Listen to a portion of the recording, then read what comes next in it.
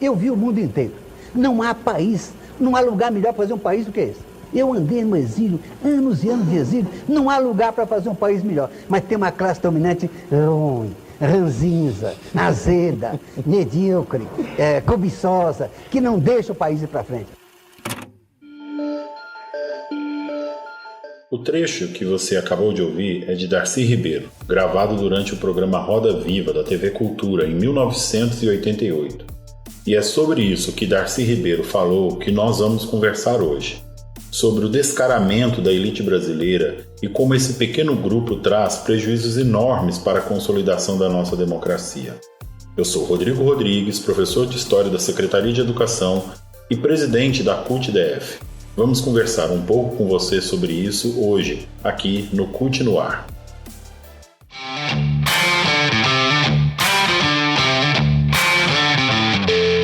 Este é o CUT no Ar, um podcast semanal da CUT-DF.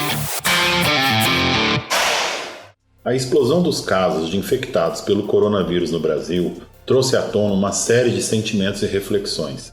Entre eles, medo, insegurança, discussão sobre as importâncias da saúde pública, o papel da ciência e da tecnologia e a falta de sanidade de Bolsonaro. Tudo isso e várias outras questões vem fervilhando nos últimos dias. Em meio ao caos, volta a mostrar as garras a ala mais podre e descarada da nossa história, a elite econômica do Brasil. Nos últimos dias, a população se chocou com análises de figuras como Luciano Hang, dono das lojas Havan, Júnior Durski, dono da rede de restaurante Madeiro, e Roberto Justus, empresário conhecido pelo programa O Aprendiz. O dono do restaurante Madeiro disse, abre aspas, não podemos parar por conta de 5.000 pessoas ou 7.000 pessoas que vão morrer, fecha aspas. Já Justus disse o seguinte em um áudio enviado para um grupo de WhatsApp, abre aspas, você está preocupado com os pobres? Você vai ver a vida devastada da humanidade na hora do colapso econômico, da recessão mundial, dos pobres não terem o que comer, das empresas fecharem, do desemprego em massa. Não dá para comparar com um vírusinho que é uma gripezinha leve para 90% das pessoas. Fecha aspas. Luciano Hang vai além. Ele disse, abre aspas, para mim é muito simples. Então, eu simplesmente fecho as lojas, cancelo os pedidos de todos os meus fornecedores, tenho dinheiro para pagar tudo e vai sobrar dinheiro no meu bolso. E aí, eu vou pegar e vou para a praia, né? E quem sabe eu tenha que mandar 22.000 colaboradores embora.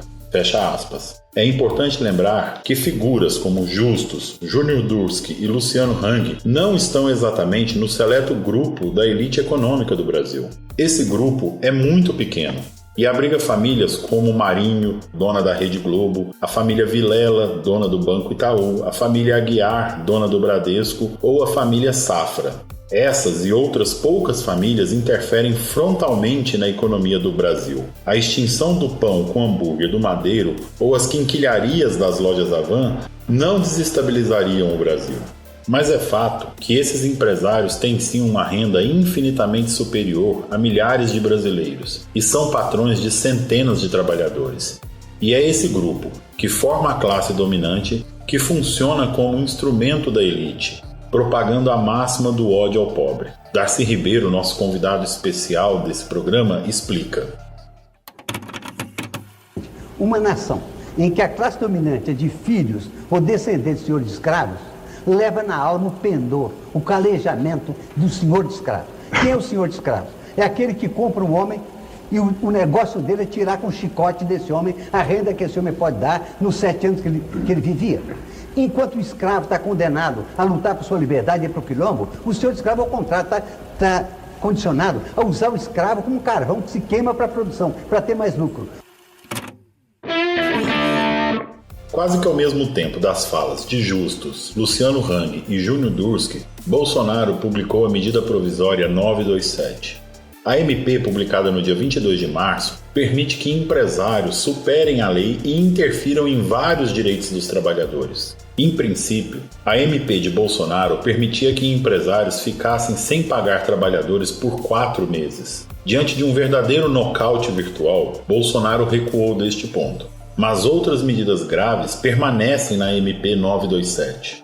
Antecipação de férias, banco de horas, suspensão de exigências administrativas em segurança e saúde do trabalho são algumas delas. Além disso, a medida provisória ainda permite que empregadores fiquem 3 meses sem recolher o FGTS. O pagamento do fundo de garantia seria facilitado, podendo ser parcelado em 6 vezes, a partir de julho, sem a correção de multas e outros adicionais. 2 dias depois da publicação da MP 927, sem máscara e em rede nacional, Bolsonaro fez um discurso inquietador. Assim como os empresários que citamos aqui, Bolsonaro minimizou os problemas causados pelo coronavírus, que já matou quase 20 mil pessoas em todo o mundo. Ele também criticou as medidas de isolamento tomadas por alguns governadores e recomendadas pela Organização Mundial de Saúde.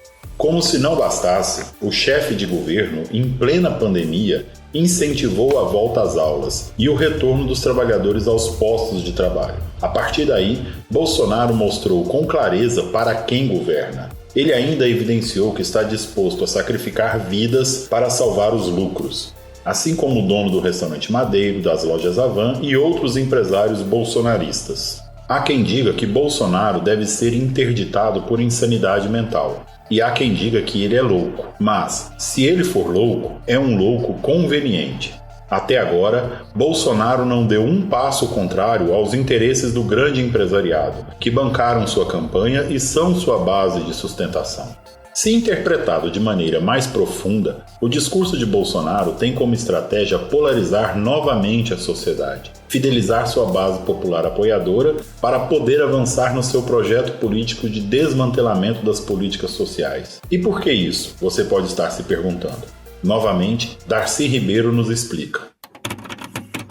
Ou você leva a sério que esse povo é para ser alfabetizado e que o que vale aqui é criança e povo, ou você assume a atitude sacana da classe dominante que sempre achou que o povo é espécie de negro, escravo, de carvão para queimar e não importa o que acontece com ele. Essa é a postura do brasileiro comum, uma postura perversa e pervertida.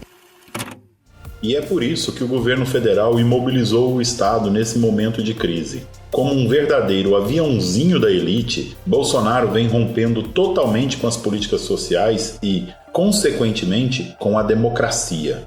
E isso não é só para que o pobre mantenha seu poder de consumo muito abaixo da classe dominante, mas é também para que o pobre não tenha condições de acessar a saúde, não tenha segurança, não possa entrar nas universidades. Não é à toa que os governos Lula e Dilma, que ampliaram de 3 para 8 milhões o número de estudantes nas universidades, foram injustamente transformados em vilões. Afinal, um governo que tenta romper com a herança escravocrata tira o chicote das mãos dos senhores de engenho e liberta seus escravos. Uma aberração para a elite e seus intermediários. O processo de crescimento da participação popular, do controle social, da valorização das instituições públicas vem sendo bruscamente interrompido por Bolsonaro, assim como também é interrompido o crescimento da participação da classe trabalhadora nos diversos segmentos de representatividade de poder. E Bolsonaro vem se aproveitando da crise, do medo e do terror para aprofundar esse processo. O Estado está cada vez mais distante do povo e próximo da elite e seus intermediários. Vemos a democracia sendo corroída com a valorização de um projeto político totalmente aliado ao capital financeiro. Um projeto que abandona a distribuição de renda, a valorização dos serviços públicos para o povo e foca na manutenção de privilégios para uma minoria. Se há privilégio, não há democracia.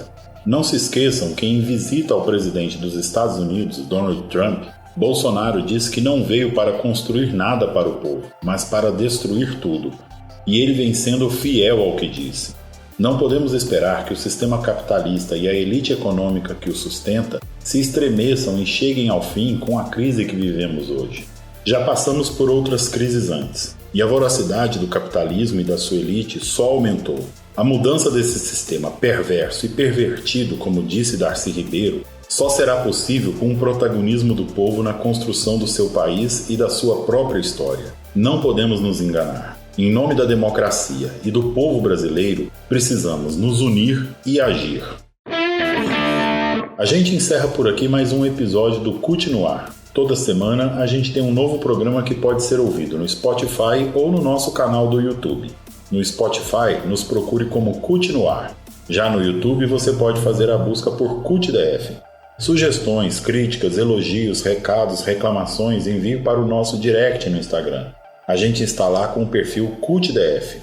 Ou então, mande um e-mail no endereço cutnoar@cutbrasilia.org.br. Não deixe de entrar também no nosso site www.cutbrasilia.org.br e nas nossas redes sociais. A gente agradece demais a sua escuta. E não se esqueça, lave bem as mãos com água e sabão, cubra a boca com um antebraço ou lenço descartável ao tossir e espirrar e fique em casa.